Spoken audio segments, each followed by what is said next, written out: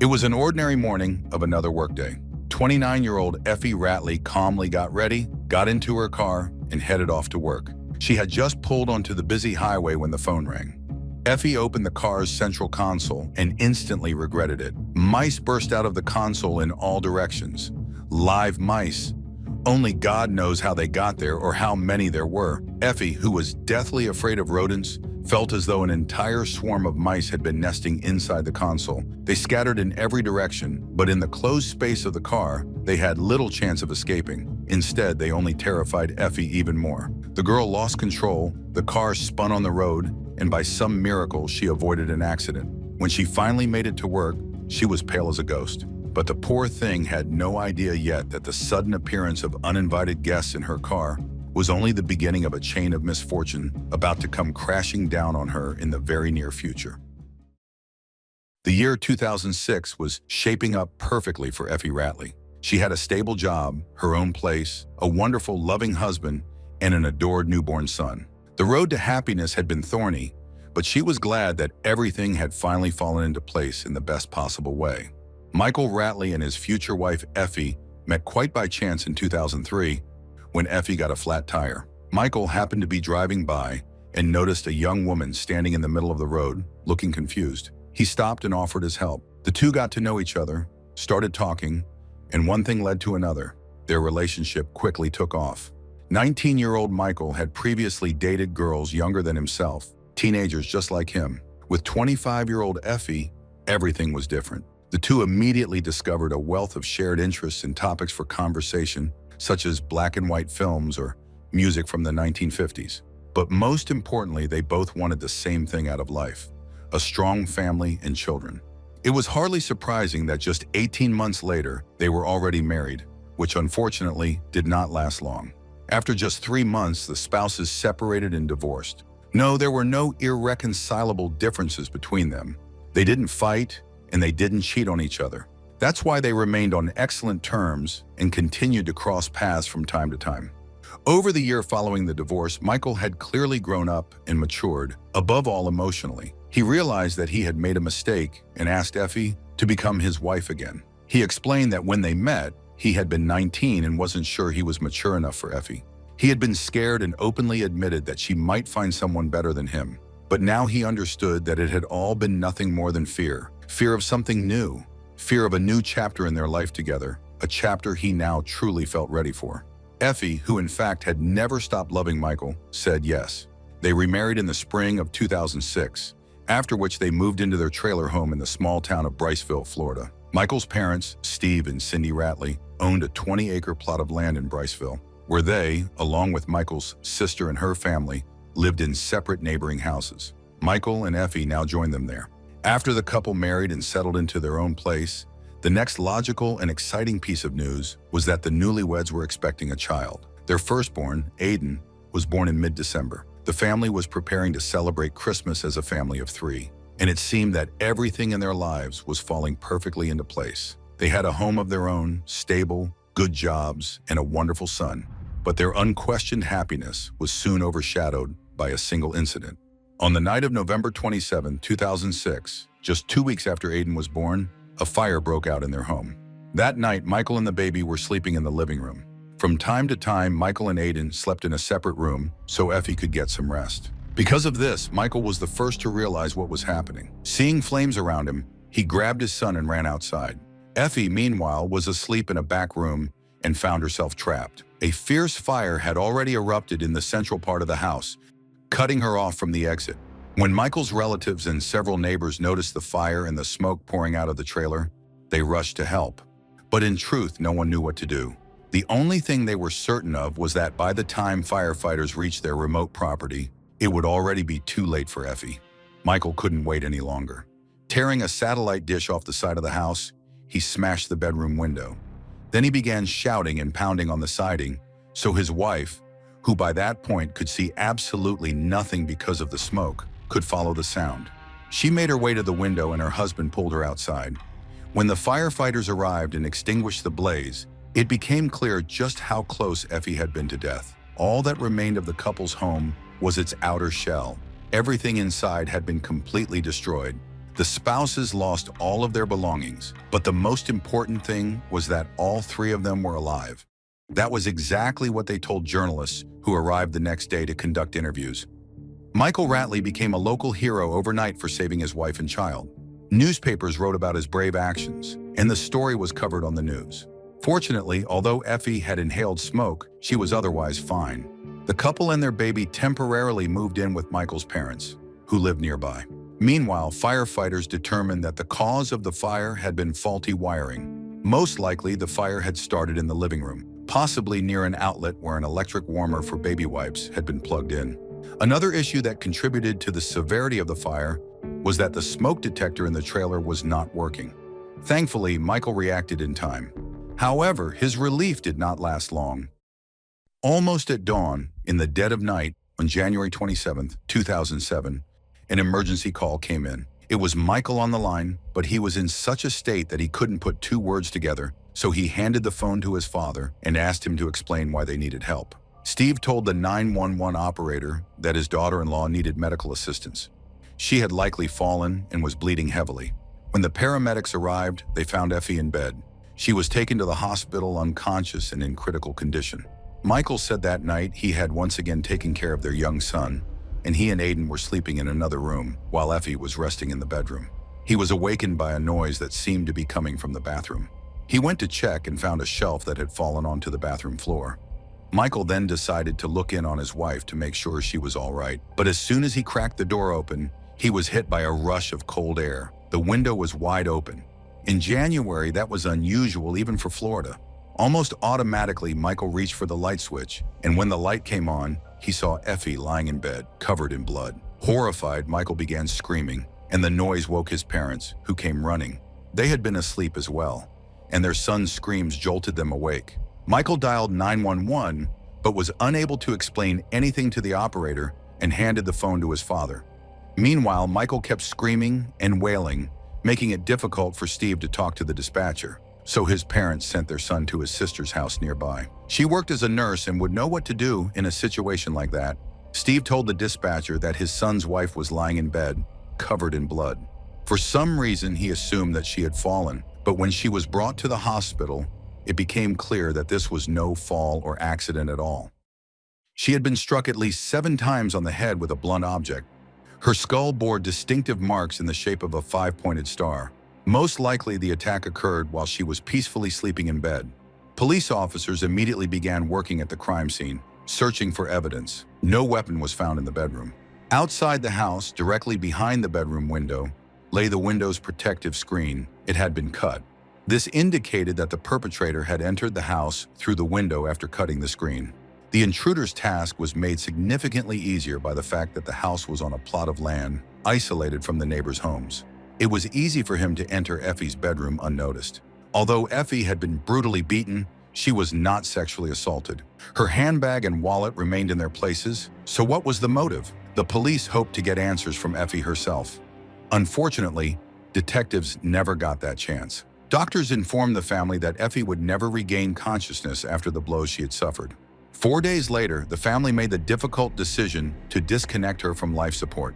In this way, the family lost a beloved member, and the police lost a key witness. But as it turned out, there was another surviving witness to another attack, because this was the second attack on the family in just 2 days. Literally the night before, Steve had once again called the police to report that an unknown assailant had attacked his son. Returning home from work in the evening, Michael had wanted to quickly stop by his parents' shed to grab something. But before he could even enter, he was struck on the head and fell to the floor. The perpetrator fled before Michael regained consciousness. Since Michael had been hit from behind, he couldn't see the attacker. Although Steve called the police, the family initially decided not to pursue the matter, believing that a simple thief had broken into the shed to take some minor tool and had been caught off guard by Michael. However, now the attack took on a very different light. Detectives could not ignore it. This was the best lead the police had, though unfortunately, Michael couldn't provide any information about the attacker. But the investigators had the idea to check other unsolved cases in the region. Since the family lived in Bryceville, a town of about 4,000 people, this was a reasonable move. The thief and killer could indeed live in a neighboring town and make excursions to commit thefts and attacks. The police found a couple of similar cases. For example, 40 miles from Bryceville, in the town of Fernandina Beach, an unknown person broke into a woman's home and assaulted her. And a week earlier, a female store employee had been beaten and locked in a trap in a warehouse. However, there was nothing that definitively linked these cases. Still, the more investigators learned about the attack on Effie, the more convinced they became that what had happened to the family was not random. The fire, the attack, the murder, all of it seemed like it had to be connected, and it wouldn't be long before detectives realized that they were right. They had simply been looking at what happened from the wrong angle. Until this point, investigators had considered the crime scene as the point of entry for the unknown intruder, searching for clues the elusive killer might have left behind. But now they tried to trace his path into the house, and they couldn't. Apart from the cut window screen, he had left nothing. First, the investigators began to doubt that the killer had even entered through the window. It had been a cold night, frost covering the ground. Accordingly, there should have been traces under the bedroom window, pressed down grass, footprints, and the like. But there were no shoe prints around the house. The windowsill and the window itself were covered with an even layer of dust and grime from outside. This was strange, because if someone had climbed in and out through that window, some of that dust would have been disturbed. Furthermore, laundry baskets stood beneath the window, something the killer would surely have brushed against, but they remained untouched. Inside the bedroom, a pristine white carpet covered the floor, and forensic experts found no dirt, leaves, or twigs that a killer could have carried in on his shoes. In other words, aside from blood spatters, the crime scene yielded nothing. However, the detectives did learn that Michael's sister and her husband, who lived on the same 20-acre family property, had 8 hunting dogs, 2 of which roamed freely. Naturally, the dogs would have raised an alarm if a stranger had been nearby. Yet none of the family members reported hearing any barking that night, neither during the attack on Michael nor on the night of Effie's murder. After careful consideration, the investigators concluded that they had found nothing because no one had actually entered the house at all. It was at this point that the police shifted the focus of their investigation onto the Rattley family itself, more specifically onto one member, Michael. And in doing so, they uncovered a lot of interesting information. Although only about a year earlier, Michael had assured Effie that he was destined for her in heaven and had convinced her to become his wife again, deep down he, to put it mildly, did not truly love her. Michael's friends reported that, in private conversations, he spoke poorly of his wife. He admitted that he hated her and did not want to become a father because he couldn't afford to support a child. At the same time, however, he couldn't allow himself to go through another divorce and pay alimony. But he would have had no objection to receiving $150,000, the amount of Effie's life insurance, in the event of her sudden death. It appeared that investigators had found a possible motive for the murder. Effie's death would bring Michael a sizable sum of money and free him from the burden of legal expenses. Investigators received further confirmation that they were moving in the right direction when Effie's relatives revealed that, before the fire, another incident had occurred with her, one that could have ended tragically. Effie was driving to work and had just pulled onto the busy highway when Michael called, asking her to check whether he had left his medicine in the car. But the moment Effie opened the central console, she let out a scream. Inside the console was a whole swarm of live mice, which she was terribly afraid of. The rodents scattered in all directions, frightening Effie even more. The poor woman lost control, the car spun on the road, and by some miracle, she avoided an accident. When she finally made it to work, she was pale as a ghost. It became clear that her beloved husband had been involved in another incident that could have seriously injured or even killed Effie. The police found it increasingly difficult to believe that all of this was just a coincidence, because when investigators turned their attention to Michael's red Dodge Ram pickup, a seemingly unremarkable vehicle at first glance, it turned out to be a goldmine of evidence. Beneath the back seat, there was a hidden compartment. Opening it, officers realized that their search was over. Inside lay a bloodied hammer, several pairs of gloves, both thin latex gloves and thicker work gloves, a knife, and a pile of paper towels stained with blood. Laboratory specialists confirmed that the blood on the hammer, work gloves, and towels was Effie's. Inside the latex gloves was Michael's DNA. Detectives surmised that on the night of Effie's murder, the following had occurred. Before attacking his wife, Michael had stripped naked and put on 2 pairs of gloves. First the latex gloves, then the thicker work gloves. After beating Effie with the hammer, he wiped the blood off her body with the paper towels, cut the window screen, and hid the evidence in the truck. He then put on his bathrobe and staged a scene of hysteria to draw the attention of his parents. In this way, when the officers arrived, they found no blood on him or his robe. But that wasn't all that was stored under the backseat of his truck. There was also a piece of partially burned electrical wire. Comparison tests confirmed that it was a cable from the wiring of the burned trailer. This meant that the so-called accident was also Michael's doing. When detectives asked Michael to explain how all of these items ended up hidden in his pickup, he put on a look of surprise and claimed he had no idea. The only explanation that came to his mind was the brilliant line, "Someone is trying to set me up." He suggested that it was the same person who had attacked him in the shed, but the police were already doubtful that anyone had actually hit him. After all, Michael was the only one who could confirm the incident. His head showed no serious injury from the supposed blow.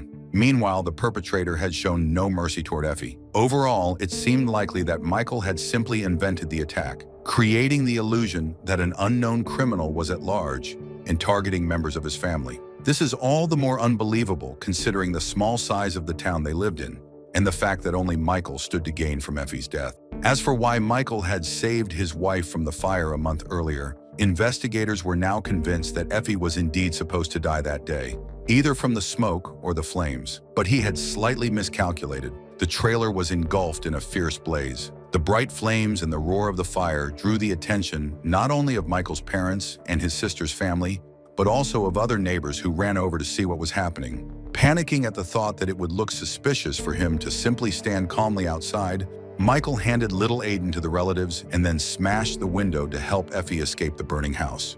Considering that this act had turned him into a local celebrity, a real-life hero, he figured that no one would suspect him of wrongdoing if, a month later, he tried once again to get rid of his wife, this time for good.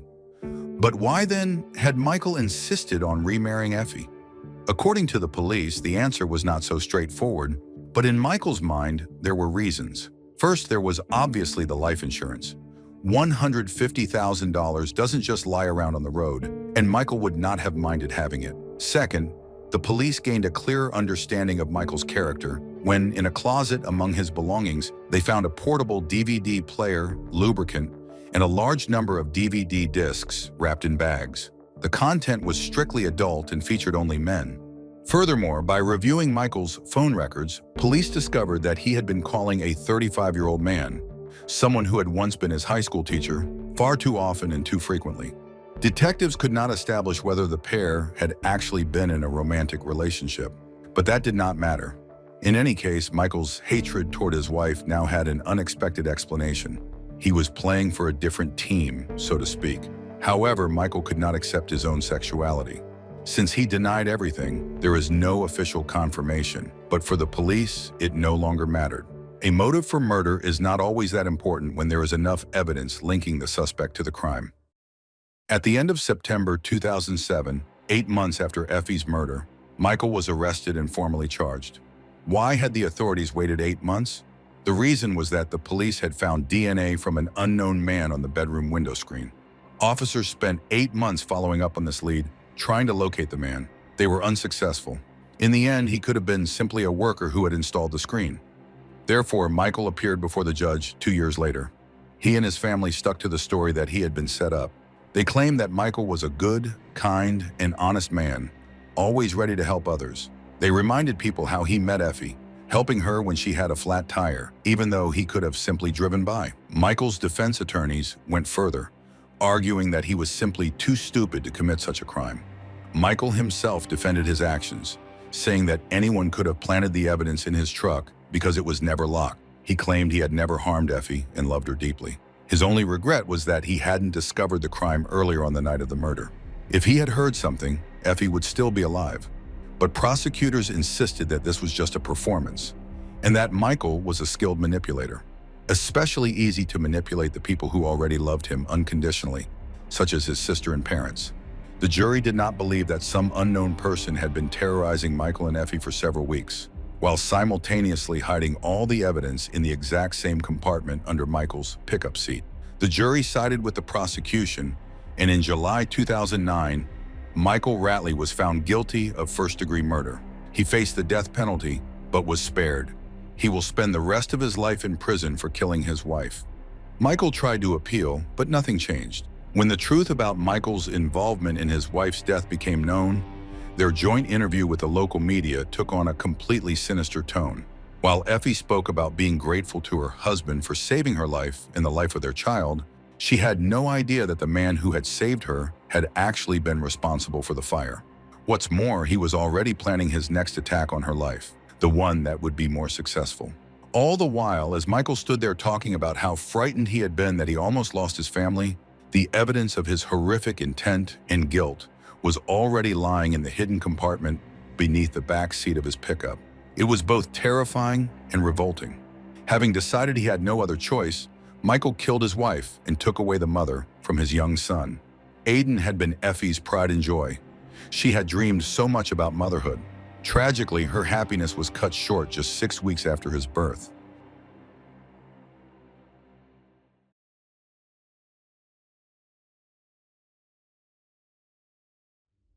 Stacy Hunsucker stood in the kitchen of her new home in Mount Holly, North Carolina. Sunlight softly reflected off the polished surfaces, and her daughters played quietly in the living room. It seemed like a perfect life, but beneath this idyllic scene lurked an anxiety no one suspected. After the birth of her daughter, Stacy began experiencing mysterious health problems, and every joyful day of motherhood was overshadowed by pain. Her husband, Joshua Hunsucker, appeared loving and devoted, but sometimes a strange shadow flickered in his eyes. No one could have predicted that behind that shadow lay a tragedy that would change their lives forever. At first glance, the life of Stacy Robinson seemed like a fairy tale. In school, she met a boy who was 7 years older than her. His name was Joshua Hunsucker, and he surrounded Stacy with a kind of love she had never even dreamed of. The couple dated for several years before getting married in 2010, when Stacy was 24 and Joshua was 31. Both were established professionals, well regarded by their employers. Joshua worked as a flight paramedic, and Stacy was a legal assistant and also taught children at a preschool affiliated with a church school. After the wedding, the newlyweds bought a house in Mount Holly, and in the same year, 2010, their daughter Piper Elizabeth Hunsucker, was born. But at this happiest moment in the young couple's life, Stacy began experiencing health problems that doctors could not explain. She struggled to breathe and suffered from a low heart rate and low blood pressure. Specialists ran test after test but could not determine what was happening to her. Eventually, they concluded that Stacy was among the women who experience complications after childbirth. In fact, about 20 to 25% of women experience thyroid problems after giving birth. To compensate for pregnancy, the thyroid gland enlarges, and after childbirth, it is supposed to return to its normal state. But sometimes it does not. Since the thyroid controls whether the heart beats faster, stronger, or slower, doctors do indeed observe symptoms in some women after childbirth similar to those that exhausted Stacy. Therefore, medical professionals concluded that Stacy's condition was caused by this. However, there is an important detail. 20 to 25% is a fairly large percentage, and it is hard to believe that none of the specialists treating Stacy thought to run the appropriate tests. In any case, while Stacy was battling her mysterious illness, another misfortune struck the family. In July 2013, their home caught fire, destroying most of their belongings and leaving the family in financial difficulty. Relatives and friends organized a fundraising campaign to help. As Stacy's medical bills continued to grow, their goal was to raise $20,000, and they managed to collect more than half of that amount. Nevertheless, Stacy and Joshua were not going to let unfortunate circumstances prevent them from fulfilling their dream of a large family. In 2014, their second daughter, Willow, was born. Stacy was overjoyed, but she was unable to fully enjoy the happiness of motherhood. After the second birth, her health condition only worsened. She was hospitalized with dangerously low blood pressure and heart rate, spending several days in the intensive care unit. Tests consistently failed to explain why a 28-year-old woman, who had never previously had heart problems and had no family history of heart disease, suddenly found herself in such a critical condition. Stacy's condition worsened so much that in January 2015 she was hospitalized again, and shortly after being admitted, her heart stopped. She was placed on a ventilator to help her breathe, while doctors did everything possible to keep her alive. Because her health had become so unpredictable, the specialists made a decision that shocked everyone, including themselves. They decided to implant a pacemaker to ensure her heart would function more steadily. This was highly unusual. The doctors themselves had never encountered such a young patient needing a pacemaker. Nevertheless, after the procedure, Stacy continued to live, but not as she had before. Where she had once easily run marathons, she now had to be much more careful. Still, she did not lose heart. She devoted herself entirely to her children. Stacy loved making things by hand, and together with her kids, she created beautiful crafts, turning the simplest materials into home decor. It seemed that life had finally settled down, and the sudden hospital visits were behind them, until the night of September 23, 2018. That night, Joshua Hunsucker called emergency services and reported that he had found his 32-year-old wife not breathing, blue, and showing no signs of life. He said he had stepped outside briefly to check that the cars were locked because there had been thieves in the area. When he came back inside, he found his wife slumped over the back of the couch. Emergency responders acted quickly, but this time they could not save Stacy. She was pronounced dead upon arrival at the hospital. Given her 8-year history of heart problems and 3 years living with a pacemaker, the cause of death seemed obvious. It appeared to be a natural, though tragic, end to a long struggle with illness. No further investigation into her death was conducted. Stacy's parents, Susie and John Robinson, tried to come to terms with their loss. They couldn't stop thinking about whether they could have done something more to help her. As they repeatedly discussed Stacy's final day with Joshua, Susie began noticing small inconsistencies. Joshua told his mother-in-law that he had been working on his laptop at the kitchen table that evening and only realized something was wrong when he turned around and saw his wife lying strangely on the couch. Yet to doctors, he had told a story about car thieves. To one friend, he said he found Stacy after returning from a walk. To another, after being outside cutting wood for crafts. Susie was stunned to realize that Joshua had given 4 different versions of the same event. While people react differently to trauma, when someone tells the truth about such a shocking moment, the details usually remain consistent. They become etched in memory. These discrepancies raised concerns, but what truly alarmed her was his behavior in the days that followed. After Stacy's death, her husband categorically refused an autopsy. This was unusual for at least 2 reasons. First, as a loving husband, one would expect him to want to know the cause of his wife's premature death. Second, and more importantly, as a medical professional, he surely understood that the condition could have been hereditary and might affect one or both of his daughters in the future. Nevertheless, he ignored both logic and even Stacy's own wishes, as she had been an organ donor. Joshua said he did not want her cut open and had her body cremated within 2 days of her death. If he truly believed she had died of natural causes, a quick cremation might not seem suspicious. What was more striking was something else. Within those same 48 hours, Joshua filed for 2 life insurance payouts totaling $250,000. After receiving the money, he behaved nothing like a grieving widower. He paid off the mortgage, bought a $100,000 boat, and went on vacation with a new girlfriend he had apparently begun seeing before his wife's death. Within 6 months, he was living with her and the children in the same house he had once shared with Stacy. Even his colleagues at the medical center were surprised. They had never seen him grieving. It seemed as though his wife's death had not saddened him, but instead allowed him to begin a new, happier life. While it's true that people grieve differently, and it's hard to judge someone's inner feelings, one person could not shake the sense that something was wrong. Stacy's mother, Suzanne Robinson, had spent years helplessly watching her daughter suffer, and now she was gone.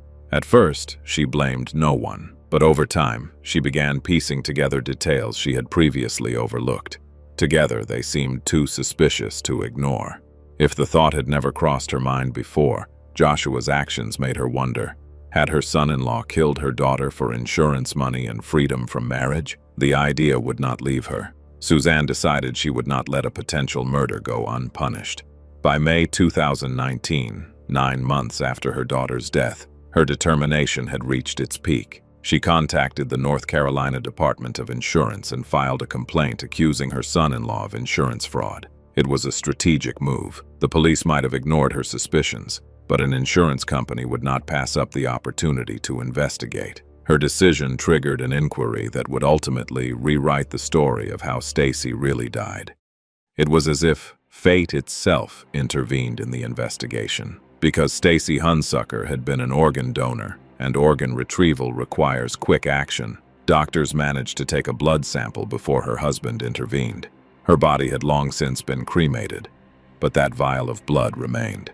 Investigators sent it to a laboratory, but to their surprise, the initial toxicology report showed nothing. Still, they did not give up. They requested an expanded toxicology screening, including substances not typically listed among standard poisons and toxins.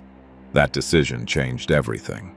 The lab results revealed an extremely high level of tetrahydrozoline, a compound commonly found in ordinary nasal sprays and eye drops. The concentration in Stacy's body at the time of her death was 30 to 40 times higher than the therapeutic level. At first glance, eye drops seem harmless. No prescription required. Could they really be used to poison someone? If you recall the movie Wedding Crashers, where eye drops mixed into a drink caused diarrhea, that memory would actually mislead you. A far more accurate depiction of their danger was given by Agatha Christie in her novels, one of which features a family patriarch murdered after his medicine was replaced with eye drops. Having worked as a pharmacist, she understood well how dangerous they could be. When used as intended, these products are relatively safe, but if swallowed, their harmful effects on the heart and blood pressure become apparent. Symptoms include difficulty breathing, nausea, a drop in blood pressure, and irregular heart rhythms, either too fast or too slow. In cases of severe overdose, a person can fall into a coma. The most insidious aspect is that these symptoms closely mimic genuine medical conditions, very similar to what Stacy experienced after the birth of her first daughter, before her condition worsened over time. Investigators concluded that Stacy had been poisoned. Someone had been secretly adding eye drops to her drinks over a prolonged period. The only person who could have done this without raising suspicion was her husband, Joshua Hunsucker. As a medical professional, he would have understood the properties of such substances. Moreover, detectives later discovered that Joshua had once made a chilling statement to colleagues. If he ever wanted to kill someone, he would use ordinary eye drops. Police and Stacy's relatives believed that Joshua may have drawn inspiration from a similar case that had received widespread media coverage. Just weeks before Stacy's death, a nurse from South Carolina, Lana Sue Clayton, was arrested for murdering her husband. The crime nearly went undetected because her millionaire husband strongly opposed traditional medicine and had never even had his blood tested. A toxicology report, requested by the victim's nephew, revealed high levels of tetrahydrozoline in his body, the same substance found in Stacy. Lana claimed she had not intended to kill her husband, but only to cause diarrhea after watching movies. However, police and prosecutors did not believe her. Stacy died on September 23rd, about a month after that case. But while Lana poisoned her husband over just 3 days, leading to a rapid death, Joshua appears to have acted more carefully, poisoning his wife gradually over time. It is nearly impossible to determine exactly when he began affecting her health, but it is quite possible that he was not merely imitating Lana. He may have independently conceived the method. In any case, like Lana, Joshua was arrested in December 2019, a year after Stacy's death. He was charged with first-degree murder, insurance fraud, and obtaining property by deception. But this was not the end of the disturbing story. In fact, the most shocking part was yet to come. Despite the charges, Joshua was released, and what he did next left everyone horrified. But before that, he added yet another charge to the already long list of crimes he was suspected of. In November 2019, while the investigation into Stacy Hunsucker's death was still ongoing, and Joshua Hunsucker had not yet been arrested, something came over him. He set fire to a syringe pump aboard the medical helicopter he worked on, and he did it mid-flight. The pilot made an emergency landing in the parking lot of a car dealership, and fortunately, no one was injured. It quickly became clear that the fire had not been accidental and that Joshua had staged it.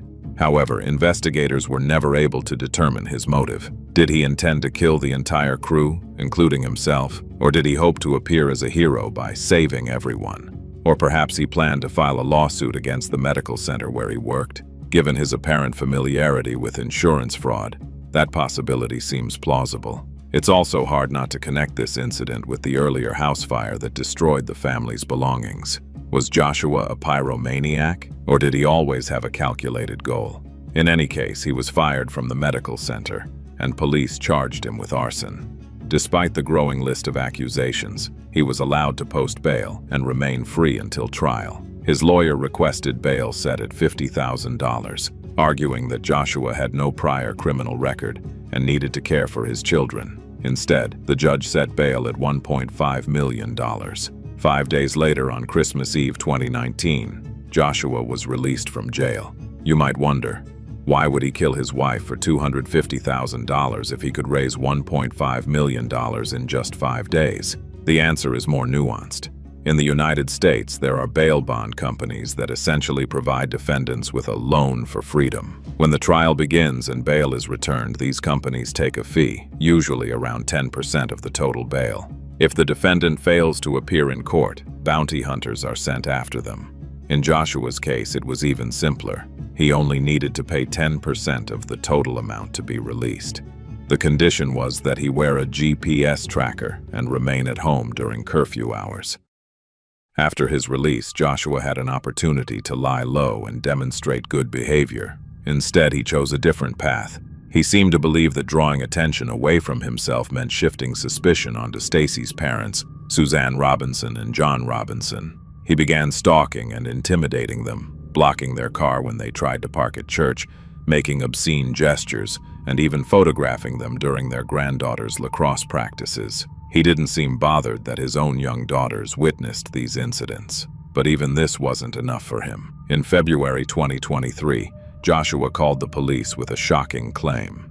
He had been kidnapped. He said he had stopped on the road to fix a flat tire when he was attacked, beaten with a gun, restrained with zip ties, and injected with unknown substances. Police later found him in the woods not far from where his car was parked. Most strikingly, Joshua identified his attacker as his former father-in-law, John Robinson. Authorities took the allegation seriously, but after investigating, they found no evidence to support his story. They concluded that Joshua had staged his own kidnapping in an attempt to shift suspicion for Stacy's death onto her parents. If anything, this only made his legal situation worse. Even that was not the end. With no job, Joshua had plenty of time to devise further schemes. Just weeks after the staged kidnapping, his eldest daughter, Piper, suddenly became seriously ill. She was rushed to the hospital with symptoms that alarmed doctors: low blood pressure, low heart rate, drowsiness, fatigue, constricted blood vessels, and temporary loss of consciousness, the same symptoms her mother had suffered for years. Doctors were baffled, until Joshua himself suggested that his daughter might have been poisoned with eye drops. It appeared he was again trying to cast suspicion on Stacy's parents. However, investigators reached a different conclusion. Tests confirmed the presence of tetrahydrozoline in the girl's system, along with an antidepressant prescribed only to adults. Police had previously found a tablet of that same antidepressant, not with Suzanne and John, but in Joshua's own car during the kidnapping investigation. His attempt to control the narrative collapsed when investigators concluded that he had poisoned his own daughter to frame Stacy's parents and remove them from the children's lives. He was soon arrested on new charges, and this time the court took no chances. He was held in custody awaiting trial. As of now, the case is still pending, and Joshua is legally presumed innocent until proven guilty. Custody of the girls was granted to Joshua's sister, but their grandparents, John and Susie, are fighting to bring them home. Stacy's parents made a public statement, promising their daughter that they would seek justice and care for her children. "Stacy, your mom and dad, promise that we will not rest until justice is served. We will do everything in our power to support and care for your wonderful daughters. We will love them as we loved, and still love, you. We will never let your children forget what an amazing mother you truly were. Your spirit and your smile live on through them every single day. Truth can sometimes be stranger than fiction. In a short span of time, one man allegedly poisoned his wife, attempted to frame her parents, set a fire mid-flight, staged a kidnapping, and even harmed his own child, all to avoid responsibility. As the case moves toward trial, one question remains. If not for a mother's instinct and a single preserved vial of blood, how long could the killer have remained in the shadows?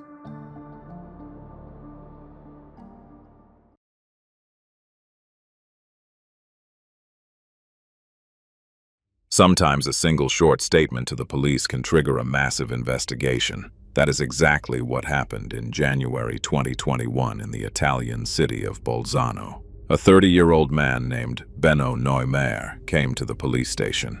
He wanted to report events that had taken place the day before. At first glance, there was nothing unusual in his story. Police officers hear such stories quite often, but very soon it became clear that some details did not match. And the more investigators checked his words, the more questions they had. At that moment, no one yet knew that this statement would become the beginning of a story that would shake the entire country.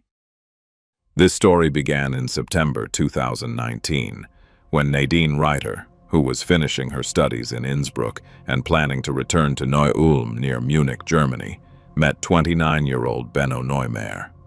Benno seemed like the perfect man to Nadine.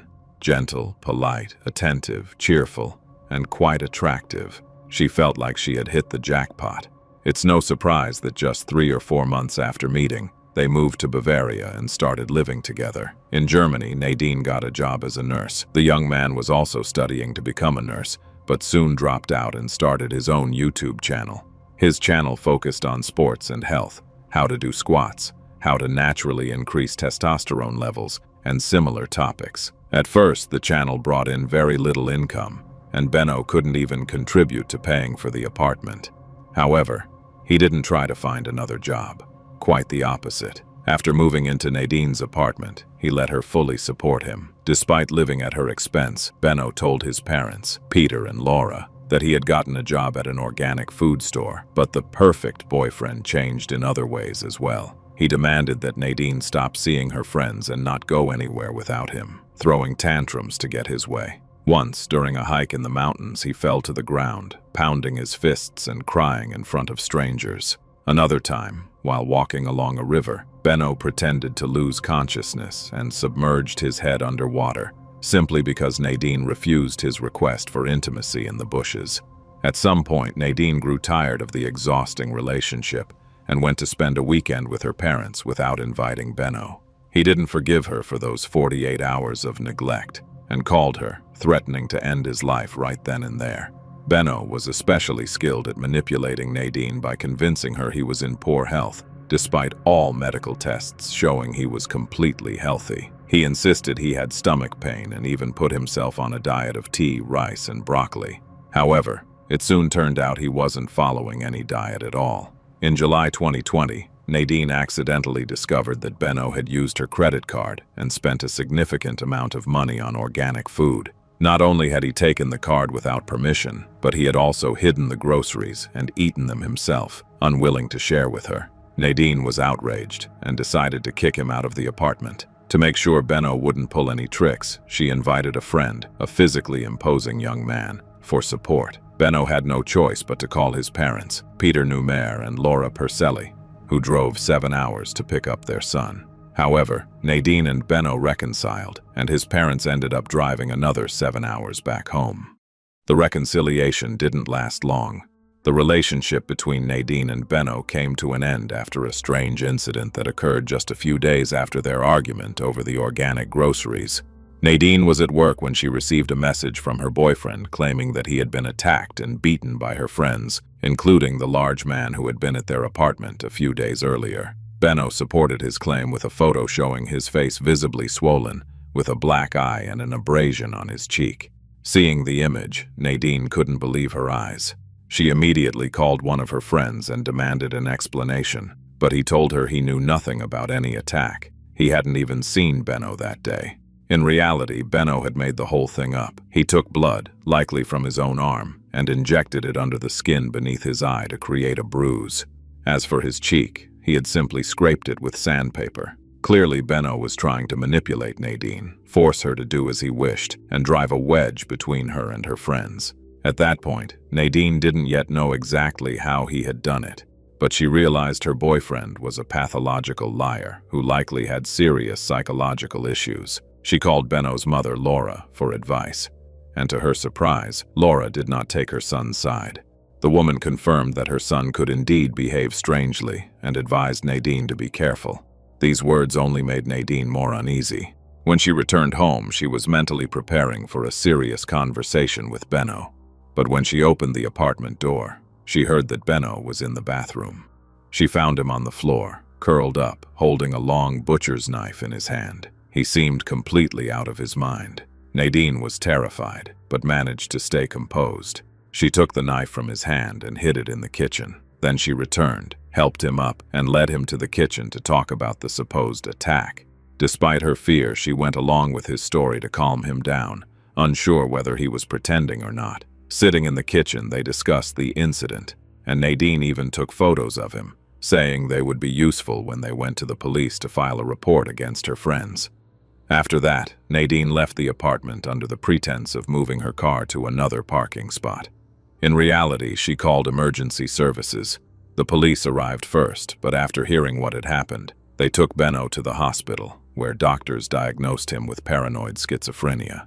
Naturally, after that, Nadine wanted nothing more to do with him. She refused to let him return to her apartment or her life. She quickly informed Benno's parents about what had happened.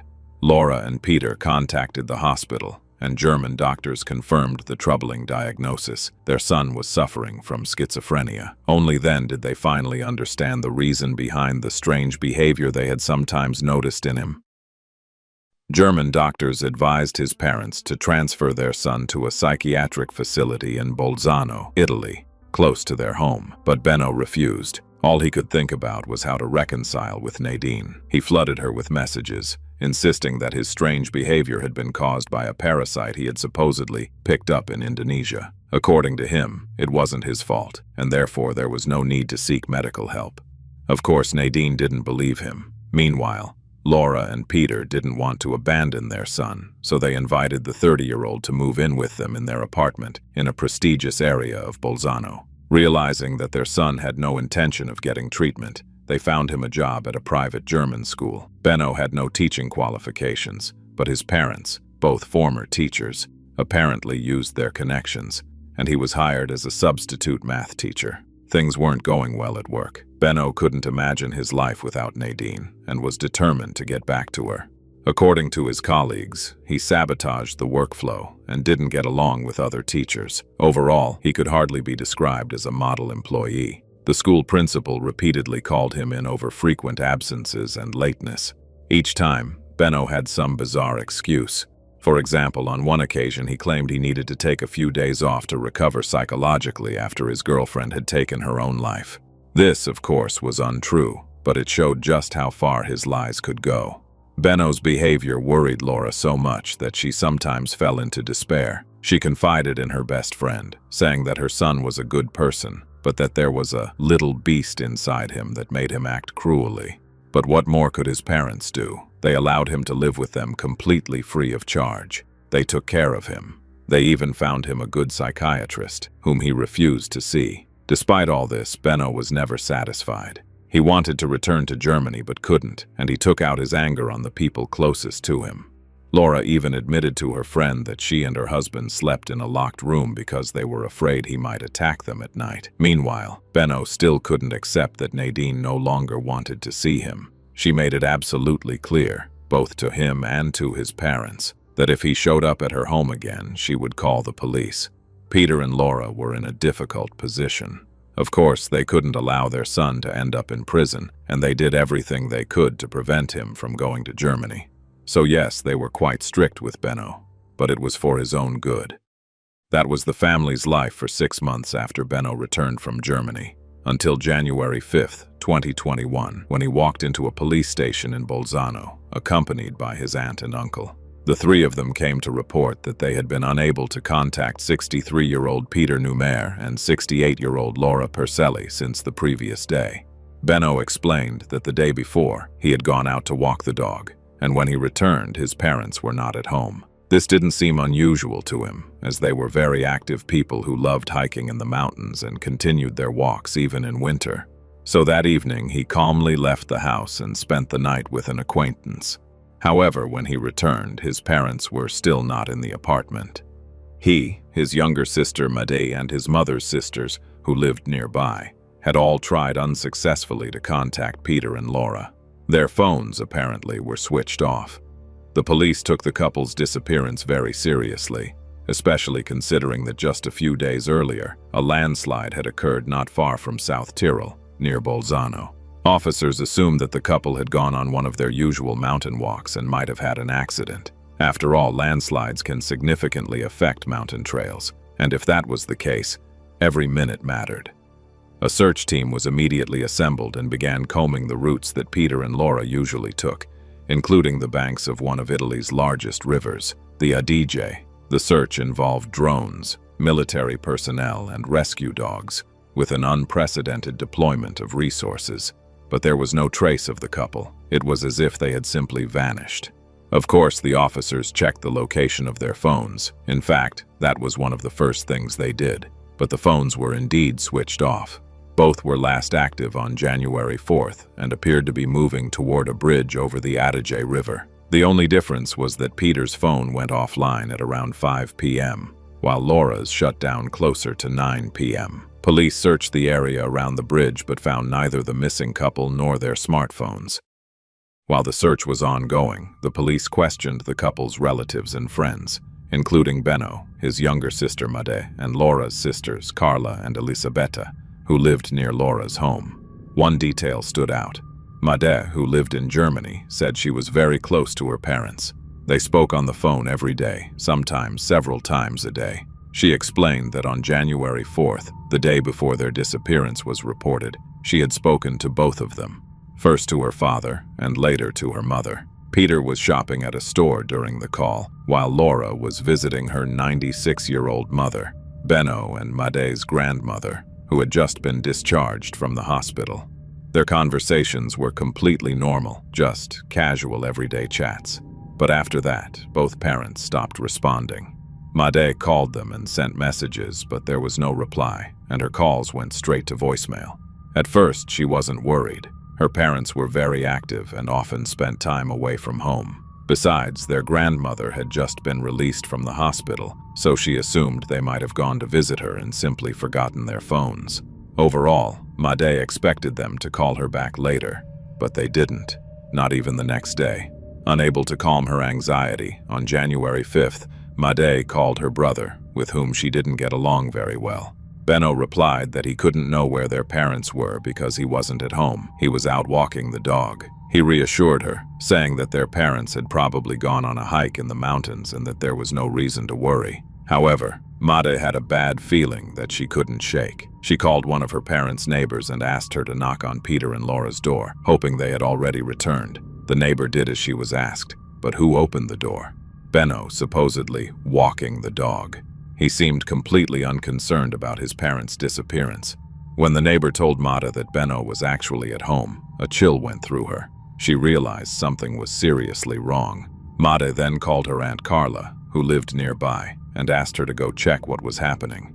Carla and her husband went to Peter and Laura's house and found only Benno there. As the neighbor had said, he seemed completely unconcerned about his parents' absence and assured his aunt that they would be back soon. But Carla wasn't about to give up so easily. Peter and Laura had been unreachable since the previous day, which was unusual. Moreover, it struck her and her husband as odd that they hadn't taken their car with them. One might argue that a mountain walk doesn't require a car, but it was January in Bolzano, a northern Italian city surrounded by the Alps, where it's very cold this time of year. The couple usually acted prudently and would take the car just in case.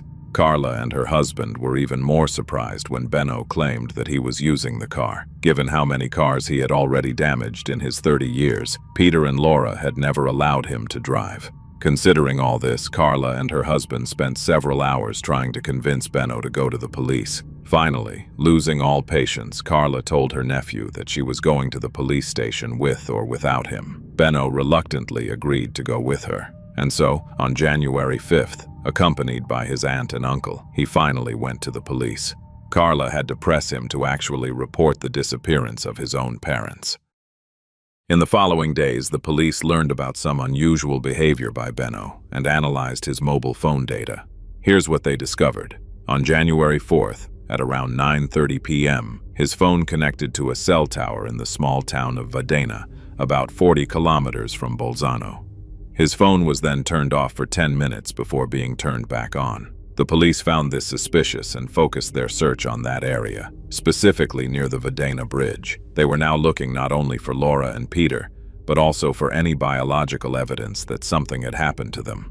On January 22nd, 18 days after Peter and Laura went missing, officers found traces of blood on the Vadena Bridge and in the snow nearby. The blood belonged to Peter.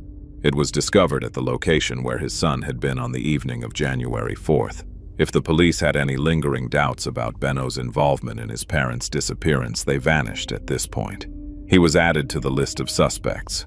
Not alone, but alongside a woman named Martina Allegre, who had provided him with an alibi for the evening of January 4th. Martina, 40, had met Benno through a dating app. On the night his parents disappeared, Benno spent the night at her house, which, by coincidence, was located near Vadena. At the time, Martina readily confirmed Benno's alibi. But when she later learned her name had been added to the list of suspects, she rushed to the police station to clarify her position. Martina explained that Benno had indeed spent the night with her on January 4th, but there was something she had forgotten to mention. When he arrived, he apologized, saying he hadn't had time to shower. She offered for him to do so while she set the table for dinner. After his shower, Benno left his dirty clothes scattered on the floor, and Martina offered to wash them, which he graciously allowed. That same evening, Benno asked her for a favor. If the police asked her, she should say that they had spent the entire evening at home, taking illicit substances, and had gone nowhere. Why would the police ask her such questions? Another woman in her position might have demanded an explanation, but Martina didn't question him. She later handed the police a bag of Benno's clothes, although, of course, she had already washed them. If there had been any traces of blood on them, the washing would have destroyed them. In any case, the police had no evidence of her involvement. Investigators believed Martina and removed her from the list of suspects. But Martina wasn't the only friend of Benno's to draw the police's attention. On the evening of January 5th, the same day he reported his parents missing, 30-year-old Jasmine Clara learned about the disappearance from the news and called him. Jasmine had also met Benno through a dating app and felt she should call to support him. She asked how he was holding up after his parents went missing, and he replied that he had lost all appetite and had slept only 4 hours the previous night. Of course, he didn't mention that he had spent the night in Martina Allegre's bed. Jasmine offered to come over and keep him company. Benno, once again, graciously accepted. On January 6th, street surveillance cameras captured Benno and Jasmine entering several stores. One shop assistant remembered them and reported that they had asked for an effective bloodstain remover, such as hydrogen peroxide. Jasmine didn't find this unusual. She was, of course, detained and questioned. Jasmine explained that, at Benno's request, she had cleaned his parents' apartment. He had told her that the dog had vomited on the floor. She cleaned the apartment without asking any questions, even though she hadn't seen any signs that the dog had been sick there. Neither Martina nor Jasmine asked questions. No one did. Yet during the cleaning, Jasmine apparently missed a small spot, because the police eventually found Peter's blood in the apartment. As for the car, investigators didn't confiscate it, because Benno was still using it. The police were hoping that the suspect would lead them to his parents' bodies. By this point, they no longer doubted that Peter and Laura were dead. At the same time, it was crucial that Benno didn't clean the car, which he attempted to do. Imagine his surprise when he arrived at a car wash and several officers approached him from different sides, asking him not to wash the vehicle because it might contain evidence. If Benno hadn't realized it before, he certainly knew now that he was being watched, that he was a suspect, and that he would never be allowed near the bodies. It was likely this incident that forced Benno to go to the police station on January 29th. He realized that he was at the top of the list of suspects and that his arrest was only a matter of time, yet he confessed to nothing. To explain the location of his phone on January 4th, he claimed that he had gone to a secluded spot, usually frequented only by fishermen, to smoke cannabis and relax. That was it, nothing more. He insisted he hadn't gone there to dispose of his parents' bodies. He claimed he hadn't harmed them in any way. A clever attempt, but the police didn't believe him. At the station, he was arrested and charged with double murder and concealing the bodies. Meanwhile, the police continued their intensive search for the victims' bodies. To make the search easier, they lowered the water level by about 20 centimeters in several locations around Vdana. On February 6th, at around 10 a.m., the body of a woman was found on the riverbank, 26 kilometers from Bolzano. Although decomposition had begun, the body was relatively well preserved given the weather conditions. Identification was quick. It was Laura. An autopsy revealed that Laura had died from strangulation with a rope. The absence of defensive injuries on her hands indicated that the poor woman hadn't even had a chance to fight for her life. When Benno learned that the police had found his mother's body, he fainted. Upon regaining consciousness, he confessed everything. He explained that it all began with a seemingly trivial argument with his father. On January 4th, Laura had gone to visit her own mother, Benno's grandmother, who had just been discharged from the hospital. Peter and Benno were left alone at home. Around midday, Peter started a conversation that Benno found unpleasant. According to Benno, his father issued an ultimatum. Either Benno would start paying his parents 700 euros a month, 1/3 of the rent, or he would need to find another place to live. His younger sister Made lived in Germany, worked as a doctor, and didn't expect her parents to pay her rent. Benno considered this unfair. 700 euros was an unaffordable sum for him. Why was everyone always asking so much? He felt miserable and lost in the face of what he saw as injustice. Overcome with emotion, and with his father not backing down, Benno grabbed a rope from a toolbox and attacked Peter. He wrapped the rope around his father's neck and tightened it. Benno claimed that he remembered little of what happened next. When he came to, he was sitting in the hallway next to his father's lifeless body, and only then realized what he had done. Sometime later, he heard the click of the front door lock. His mother had returned. He got up, waited by the door, and as Laura entered the apartment, he strangled her. While tightening the rope around her neck, her phone fell to the floor. This gave him the idea to get rid of the smartphones. He threw them into the river from the bridge. He then returned home, placed the bodies in the car, cleaned the apartment, and drove to Vdana, where he disposed of the bodies in the water. He discarded the rope in a trash bin, though he couldn't remember exactly where. Afterward, he went to Martina's house and spent the night there, securing an alibi. Benno emphasized that he decided to confess not because the police had found his mother's body, but because he deeply regretted what he had done. On April 27th, 2 months after Benno's confession, a man walking his dog found the body of a man by the river, 50 kilometers from Bolzano. The body was severely decomposed, but it was Peter. He had died from strangulation, just as his son had admitted. Of course, Benno underwent a psychiatric evaluation. Unlike the German specialists, Italian experts concluded that he did not suffer from paranoid schizophrenia, but rather from narcissistic personality disorder, combined with antisocial personality disorder. In other words, he was either a psychopath or a sociopath. According to the Italian experts, this meant that Benno had likely faked the episode in Nadine Ryder's apartment in Germany to make people believe he was schizophrenic. The trial began in March 2022. Benno confirmed his confession to the murders, so there was nothing new there. The defendant tried to build a defense around the claim that he had committed the killings in a state of temporary emotional disturbance. While that might apply to the murder of his father, it could not explain strangling his mother several hours later, when he had already calmed down, clearly showing utter hatred toward her. Benno and some relatives testified that he had always had a difficult relationship with his mother. This wasn't limited to the 6 months he lived with his parents after Nadine had kicked him out of her apartment in Germany. Family relations had long been troubled. While calm and balanced, Peter often knew how to reach his son. Laura tended to belittle him, constantly comparing him to his younger sister. Made was intelligent, well-educated, and quickly established herself as a doctor. A former colleague of Laura's said she hadn't even realized Laura had a son. She only ever spoke about her daughter, and learned about Benno's existence after the couple disappeared. Benno, struggling to find his place in life, could never measure up to his successful younger sister. He felt humiliated. No matter what he did, it was never enough, especially for his mother. Witness testimony from Benno's schoolteacher was also telling. Many years earlier, She noticed troubling behavior in Benno and spoke to Laura about it. Laura admitted that once she had caught her son raising a knife over his sleeping sister. The teacher recommended consulting a child psychologist, but Laura refused. Previously married to a psychologist who had taken his own life, Laura had been so traumatized that she didn't want to deal with the situation. Instead, months later, she sent Benno on a holiday to Bali with a shaman to exorcise his demons. After that, she never considered professional help, until he was hospitalized in Germany. It remains unclear what exactly became the final trigger for Benno: financial disputes, neglect from his closest family, or their refusal to help him reconcile with Nadine. Likely it was a combination of factors. What was clear during the trial was that Benno Numer had suffered from serious psychological problems since childhood. It seemed that the time had come for him to receive proper treatment in an appropriate clinic. However, the court was not convinced.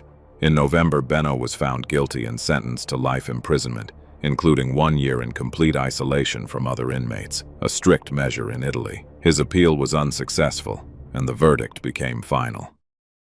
The court's decision brought some relief to the family, particularly Made, who had demanded that her brother never be freed. She testified on behalf of the prosecution, noting the cruel irony that her mother had always said she felt safe when Benno was at home with Peter, because her calm and balanced husband could always reach their son. They never argued, and yet look how things ended. Incredibly, even after his arrest and conviction, Benno still retained admirers. Women charmed by him flooded social media with messages of support and love. Yet what he truly needed was not love notes, but professional psychiatric care. Benno Numer was mentally ill. It hadn't appeared suddenly. The signs had been there long ago. And still, not only he, but those around him had ignored his behavior. Whether he deserved prison or should have been sent for psychiatric treatment remains a complex, bittersweet question. The Italian court made its ruling, but not everyone agrees with it.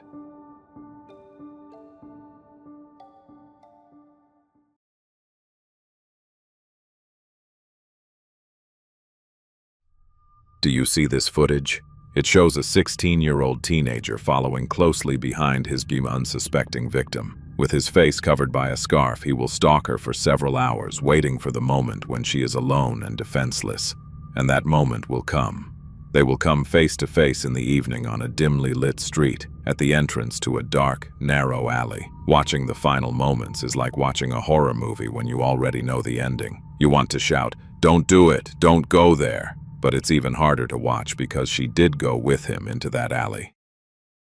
This case begins like any other teenage love story. Two young souls brought together by the discipline and honor of cadets. Logan MacPhail and Holly Newton. Holly was a modest, shy girl from the British town of Haltwhistle who loved dancing and spent a great deal of time in the studio. For the sake of her passion, she overcame her shyness and achieved remarkable success, competing in national contests and performing in front of hundreds of spectators. In the future, she planned to become a dance teacher herself, but for now, she was a teenager with many other interests. For example, she attended a group of the Army Cadet Force, ACF. The Cadet Corps is a volunteer organization for teenagers aged 12 to 18, where young people are taught a wide range of Army-related skills, take part in training exercises, and learn responsible handling of weapons. It was there that 12-year-old Holly Newton met 13-year-old Logan MacPhail. He was from the town of Bertley in the Gateshead area, about 60 kilometers away from Holly. Logan attended a school for children with special educational needs, as he showed some signs of autism and had other learning difficulties. That, however, did not prevent him from charming Holly, and about a year after they met, the teenagers began dating. Their relationship blossomed in July 2021, and at first, it seemed like the embodiment of teenage dreams. Bright, uplifting meetings full of promise. It was Holly's first serious relationship, and as her mother recalls, it was typical for teenagers. Logan appeared polite, well-mannered, proactive, and cheerful. He often visited her family's home, befriended Holly's beloved cat, Maxie, and even went on short trips with her relatives. Holly was determined to help her boyfriend cope with his learning difficulties. She borrowed children's books from the library to help him learn to read, and she also tried to introduce Logan to dancing. In one video, they can be seen dancing in the living room, with Logan, visibly shy, awkwardly copying her movements. Holly was truly a beautiful girl. Kind, compassionate, friendly, and funny. Logan simply couldn't help but fall in love with her, and she felt the same about him.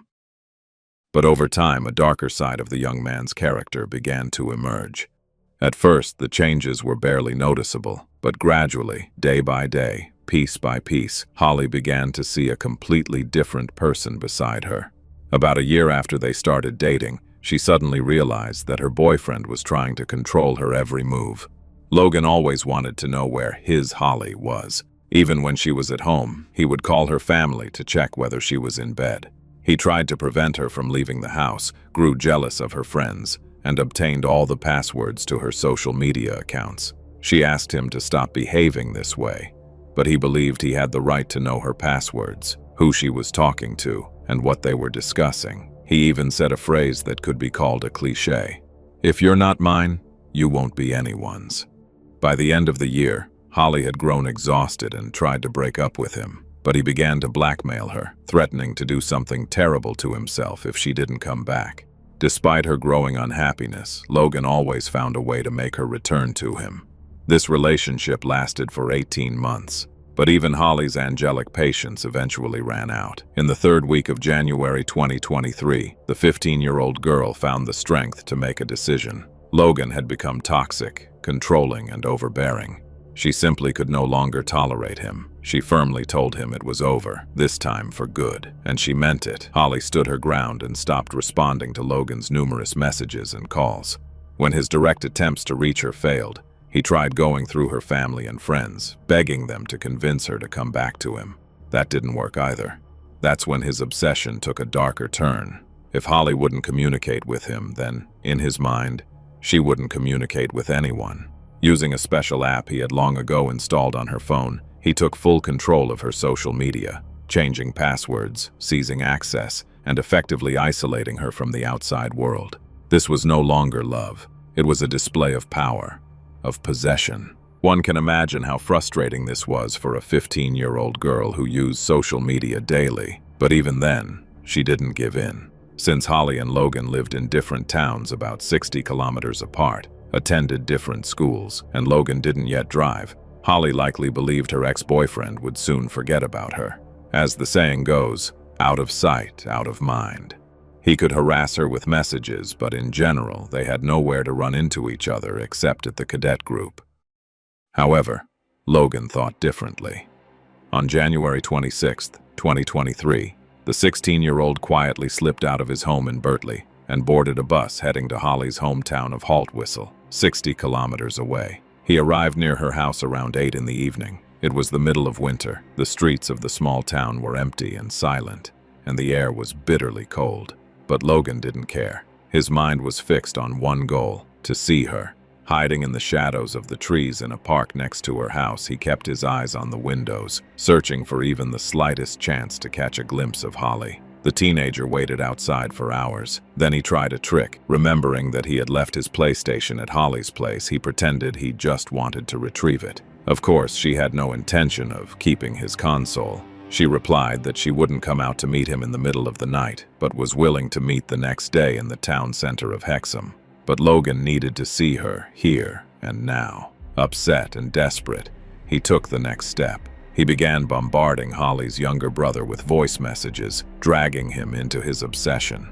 He asked the boy to open a window so he could sneak into the house unnoticed. He pleaded, persuaded, "Come on, just open the window and I'll climb in. Undo the latch so I can get up." Thankfully, Holly's brother refused. Had he let the rage-consumed teenager inside, this could have been a very different story. Interestingly, while everyone was trying to protect Holly from Logan, back in Berkeley, Logan's mother was beside herself with worry about her son. She knew he was deeply upset about the breakup and feared for him. He had already done reckless things before. For example, he had recently been found on a railway bridge. It's not hard to guess what thoughts had brought him there. So Logan's family panicked and contacted the police to report him missing. Officers quickly found him wandering in the freezing night in the park near Holly's house. When asked what he was doing there, Logan said he had simply come to retrieve his game console that he had left with his girlfriend. Taking him at his word, the police drove him home. Of course, no one could look into his mind and understand that his obsession was intensifying. And each time he failed to get what he wanted, he came up with a new plan, more extreme and more dangerous than the last. That night, while Logan was trying to persuade the boy to let him into the house, Holly's mother and stepfather, Michaela and Lee, were already asleep. But on the morning of Friday, January 27th, they learned about the young man's outrageous behavior. When Michaela also found out that this had been going on for some time, she was furious. She decided she had had enough, explaining to her daughter that no one had the right to force her into a relationship and that she could end it at any moment. Michaela resolved to take action. After sending the children to school, she called the police. To their credit, the officers took her call seriously. They scheduled a meeting with her for that same day at 4 p.m.